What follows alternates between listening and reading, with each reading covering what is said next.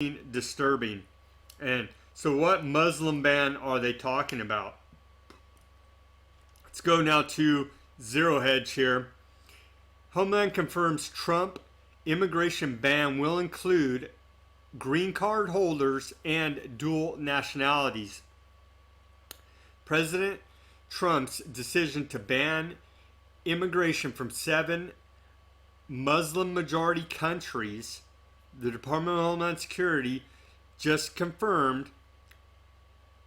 Julian Christian said the order will bar green card holders, and those who hold dual nationality also will be barred. That's why everybody's freaking out right now. The State Department told the Wall Street Journal the 90-day visa moratorium extends beyond just citizens of Iraq, Iran, Somalia, Sudan, Syria, Libya, and Yemen. It also applies to people who originally hail from those countries but are traveling on a passport issued by any other nation, the statement notes. That means Iraqis seeking to enter the U.S. on a British passport, for instance, will be barred. According to a U.S. official, British citizens don't normally require a visa to enter the United States. Travelers who have nationality or dual nationality of one of these countries will not be permitted for 90 days to enter the United States or be issued an immigrant or non-immigrant visa.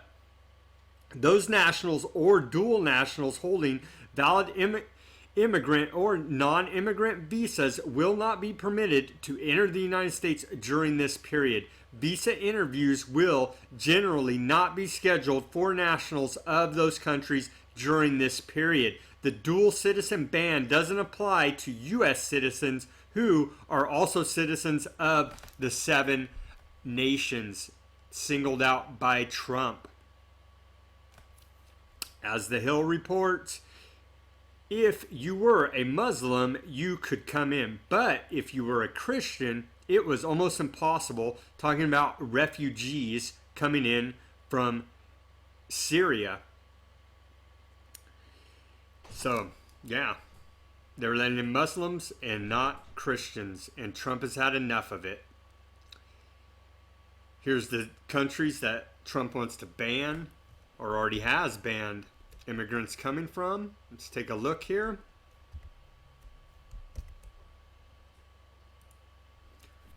Iran, Iraq, Syria,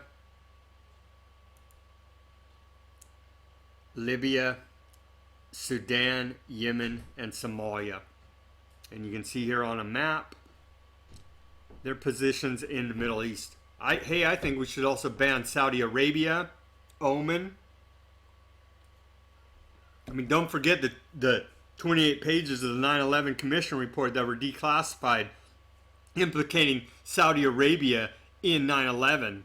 Okay? And I think we should probably also ban Afghanistan refugees. Continuing. Yesterday on Friday, Trump met with UK Prime Minister Theresa May in a, quote, special relationship that the United States has with Britain because Brexit happened, back in June? The British people, the UK people turned away from the European Union, globalization, one world government. Very similarly, the United States people voted Donald Trump in, a populist, to refute globalization, the New World Order. So we have very much in common with our closest ally, Great Britain. It's good that he's building these diplomatic ties with the UK now. Continuing. Again, Hollywood's all pissed off. Tech industry frets over possible immigration changes. And of course, Mark Zuckerberg calls his users dumb fuckers. has moved into Hawaii. What is it? A 700-acre estate. Suing to kick people off their land, building a wall all around it, protecting himself with armed guards, but he's against your Second Amendment and he's against us having a sovereign country. But this fool can do whatever he wants. Complete hypocrisy. Continuing, Google recalls staff to U.S. after Trump immigration order. Memo from Google says more than 100 employees implicated. Oh, poor Google. They're all pissed off about it too. Elitist scumbags who don't give a damn about the United States. Iran says to ban U.S. visitors in retaliation to Trump move. Who wants to go to Iran anyway? So yeah, now Iran is going to ban U.S. citizens from entering the country in retaliation to Washington's visa ban against Tehran. Hey, go to Iran at your own risk. The United States says they're the largest state sponsor of terror. I mean,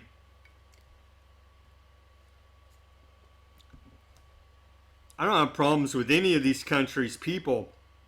Their governments are a different story, and terrorist factions within these countries are a serious problem. And our own government funding terrorists is a serious problem, working in cohesion with these terrorist states. Never forget that the United States plays a big hand in funding, training, and arming Al-Qaeda, ISIS, you name it, of terrorist groups in the Middle East. The best enemy money can buy, okay? And we could go all the way back to Nazi Germany, to Stalin's Russia, to Stalin's Soviet Union, to Lenin's Soviet Union, to the Bolsheviks. The United States played a big part in funding all those tyrannical regimes as well. Do your own research about it. There's plenty out there. Continuing in this report, Trump executive orders dramatically expand power of immigration officers. It's exactly what he said he was going to do. That's what he was elected to do, is to secure our borders and end the war on terror, defeat ISIS, Al-Qaeda. Continuing, green card holders included in Trump ban, Homeland Security. And of course, they're crying about the green card holders. Well, as was explained, if you have links to one of these other countries, you're not getting in. I'm sorry. You have to be vetted. National security. Protesters gather at JFK in support of detained refugees. Trump's trying to end the war on terror. Okay? It's a step-by-step process. We can't have unvetted refugees flying back and forth. These people with visas, we don't know who they are. As Trump continues to say, we need a full review of what's going on, and I totally agree. And we should add more countries to this list, because it's completely and utterly ridiculous that there's a war on terror going on, but we let a free flow of people going and coming from the countries we're in a war on terror with.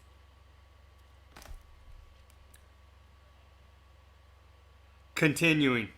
Oh yeah, we're all Muslims now, really?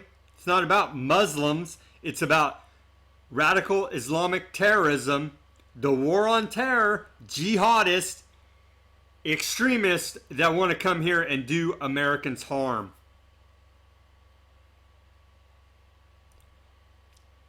Stopped at the border, U.S.-bound Muslim travelers are stopped from boarding flights as Donald Trump's ban sweeps into force.